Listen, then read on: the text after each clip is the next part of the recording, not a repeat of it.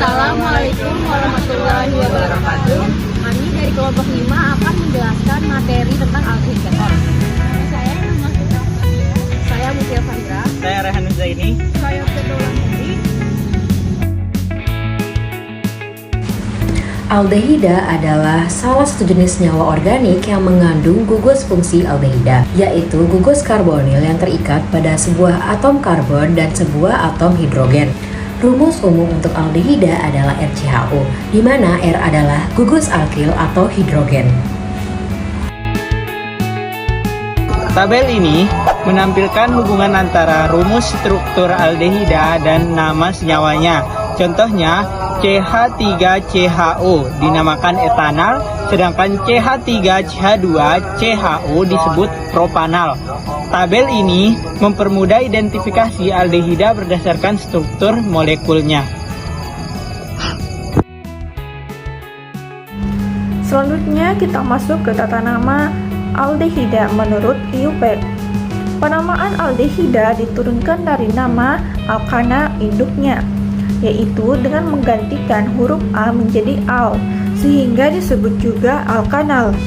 Selain itu, atom karbon pada gugus karbonil selalu menjadi karbon nomor 1.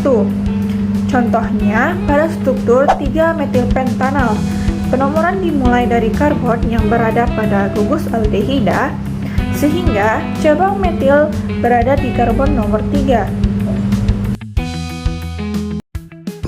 Sifat aldehida umumnya berupa cairan tak berwarna dengan aroma yang sangat tajam. Aldehida memiliki titik didih yang sangat rendah sehingga mudah menguap. Dan karena bersifat polar, senyawa ini larut baik dalam air maupun pelarut organik.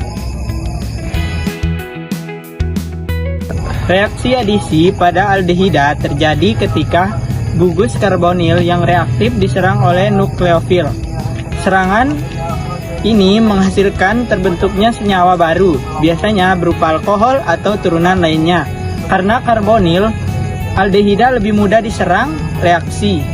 Adisinya berlangsung lebih cepat dibandingkan keton. Reaksi Grignard adalah reaksi adisi nukleofilik yang penting dalam sintesis organik. Dalam reaksi ini, senyawa Grignard RMGX yang merupakan senyawa organometalik yang mengandung gugus Mg menyerang atom karbonil aldehida membentuk alkohol sekunder. Contoh reaksi Grignard pada aldehida RCHO plus RMGX RCH OHMR RCHO plus RMGX RCH OHMR, di mana R adalah gugus alkil dan R adalah gugus alkil. Saya akan menjelaskan reaksi oksidasi aldehid. Oksidasi aldehid adalah reaksi di mana aldehid diubah menjadi asam karboksilat atau ester karboksilat. Berikut contoh dari reaksi oksidasi aldehid. Pada gambar menunjukkan bahwa aldehid metanol mudah dioksidasi menjadi asam karboksilat, asam betanoat, sekaligus mereduksi ion logam dalam reaksi Pehling atau Tollens. Yang pertama, reaksi Pehling. Metanol bereaksi dengan CuCO dalam suasana basah, membentuk asam betanoat dan endapan Cu2O berwarna merah bata. Pada proses ini, atom C gugus CHO teroksidasi dari tingkat oksidasi plus 1 menjadi plus 3, yaitu menjadi COOH. Sedangkan ion Cu2 plus dalam larutan Pehling tereduksi menjadi Cu2O padat sehingga muncul endapan merah bata sebagai indikator adanya aldehid. Lalu yang kedua, reaksi Tollens. Metanol bereaksi dengan Ag2O reagen Tollens menghasilkan asam betanoat dan logam perak Ag sebagai endapan. Gugus aldehid teroksidasi menjadi gugus asam karboksilat, sedangkan ion Ag+ tereduksi menjadi logam perak yang melapisi tabung dan membentuk cermin perak. Hal ini dimanfaatkan untuk sebagai uji positif yang khas untuk aldehid. Adapun beberapa fungsi dari aldehida adalah yang pertama, pembuatan plastik dan resin digunakan dalam pembuatan resin fenol formaldehida dan produk plastik lainnya. Yang kedua, pengawet dan desinfektan digunakan sebagai pengawet dan desinfektan dalam industri kesehatan dan produk rumah tangga. Yang ketiga, industri farmasi digunakan sebagai bahan baku dalam sintesis obat-obatan dan senyawa farmasi lainnya. Yang keempat, sebagai produksi bahan kimia organik, berperan sebagai bahan baku dalam produksi berbagai senyawa kimia organik. Yang kelima, aplikasi di laboratorium, digunakan dalam reaksi sintesis organik dan analisis kimia. Aldehida memiliki beragam aplikasi dalam industri dan laboratorium karena sifat-sifat kimianya yang unik dan fleksibel. Keton adalah salah satu jenis senyawa organik yang memiliki gugus karbonil yang terikat pada dua atom karbon. Gugus karbonil pada keton terletak di tengah rantai karbon, berbeda dengan aldehida yang gugus karbonilnya terletak di ujung karbon. Keton merupakan senyawa turunan alkana yang rumus umumnya yaitu CnH2NO, lalu rumus strukturnya RCO R aksen. Lalu gugus fungsinya yaitu gugus karbonil CO. Penamaan alkanon atau keton dapat dilakukan berdasarkan IUPAC. Tahapan yang perlu kita lakukan adalah pertama, menentukan rantai induknya yaitu rantai karbon yang mengandung gugus fungsi CO. Lalu yang kedua, nama rantai induk alkanon diturunkan dari nama rantai induk alkana dengan mengganti akhiran A menjadi on. Karena gugus fungsi CO mengikat dua alkil, maka senyawa keton minimal tersusun dari 3 atom karbon. Jika alkana tersusun dari 3 atom karbon, maka rantai induknya diberi nama propanon. Jika terdiri dari 4 atom karbon, diberi nama butanon. Jika terdiri dari 5 atom karbon, diberi nama pentanon, dan seterusnya. Tahapan yang ketiga adalah penomoran rantai induk. Dalam hal ini, penomoran dilakukan dari salah satu ujung rantai induk sedemikian rupa sehingga gugus fungsi CO mendapat nomor terendah.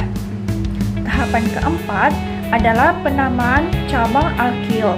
Aturan penamaan cabang alkil ini masih sama dengan penamaan cabang alkil pada senyawa-senyawa turunan alkana yang lain, seperti yang terdapat pada tabel berikut ini. Jika cabang alkilnya adalah CH3, maka diberi nama metil. Jika C2H5, diberi nama etil, dan seterusnya. Kemudian, apabila terdapat cabang yang sama dengan jumlah lebih dari 1, maka nama cabang harus diberi awalan di, tri, tetra, pentra, dan seterusnya.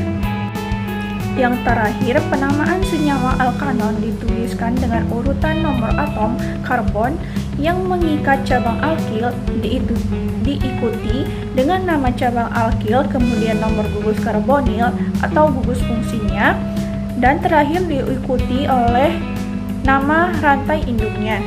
Contoh nama IUPAC dari beberapa senyawa alkanon. Yang pertama adalah senyawa dengan rumus struktur sebagai berikut. Jika kita perhatikan, senyawa ini mengandung gugus fungsi alkanon dan jumlah atom karbonnya ada 3, sehingga nama untuk senyawa ini langsung diambil dari nama rantai induknya yaitu propanon. Yang kedua adalah senyawa alkalon dengan rumus struktur berikut ini. Rantai induknya terdiri dari 4 atom karbon sehingga diberi nama butanon. Selanjutnya, untuk penomoran ada 2 kemungkinan yang dapat kita lakukan, yaitu dari ujung kanan ke kiri atau sebaliknya dari ujung kiri ke kanan. Jika penomoran ini kita lakukan dari ujung kanan ke kiri, maka atom karbon pada gugus fungsi CO akan mendapat nomor 3. Sedangkan jika penomoran kita lakukan dari ujung kiri ke kanan, maka atom karbon pada gugus fungsi CO mendapat nomor 2. Dari 2 kemungkinan ini, penomoran yang tepat adalah penomoran yang atom karbon pada gugus fungsinya mendapat nomor terendah, sehingga penomoran yang tepat adalah dari ujung kiri ke kanan. Karena atom karbon pada gugus fungsi mendapat nomor 2, maka nama senyawa ini adalah 2-butanol. Ada beberapa sifat fisik dari keton. Yang pertama, titik pilih. Biasanya lebih tinggi daripada alkan dengan jumlah atom karbon yang sama. Yang kedua, kelarutan. Keton dengan rantai karbon pendek larut dalam air, tapi kelarutan cenderung menurun dengan panjangnya rantai karbon. Yang ketiga, kelarutan dalam pelarut organik. Larut dalam pelarut organik seperti etanol, eter, dan kloroform. Yang keempat, indeks bias. Setiap keton memiliki indeks bias yang khas. Yang kelima, wujud dan bau. Keton suku rendah 3-13 atom karbon berupa cairan tidak berwarna dan bau menyengat. Sedangkan keton suku tinggi lebih dari 13 atom karbon berbentuk padatan. Yang keenam, reaktivitas. Kurang reaktif dibandingkan aldehida karena tidak memiliki hidrogen yang mudah terlepas dari gugus karbonilnya. Keton yang pertama ada pelarut, digunakan sebagai pelarut dalam industri cat, tinta, dan pelapis. Yang kedua ada industri farmasi, digunakan sebagai bahan buku dalam sintesis obat-obatan dan senyawa farmasi lainnya. Yang ketiga ada produksi plastik dan resin, digunakan dalam produksi resin, fenol, formaldehida, dan plastik lainnya. Dan yang keempat, pengawet dan disinfektan, digunakan sebagai pengawet dan disinfektan dalam produk kosmetik, perawatan pribadi, dan industri kesehatan. Yang kelima ada pewarna dan pigmen, digunakan dalam produksi pewarna tekstil dan pigmen. Yang keenam ada aroma dan rasa, beberapa keton digunakan sebagai bahan tambahan untuk memberikan aroma dan rasa pada produk makanan dan minuman. Yang ketujuh ada reagen dan katalis, digunakan sebagai reagen atau katalis dalam beberapa reaksi kimia, terutama dalam sintesis organik. Yang kedelapan adalah bahan tambahan dalam industri, digunakan sebagai bahan tambahan dalam industri kimia, memodifikasi sifat-sifat produk tertentu. Sekian penjelasan video dari kami. Semoga apa yang kami jelaskan bisa bermanfaat dan dapat dimengerti. Wassalamualaikum warahmatullahi wabarakatuh.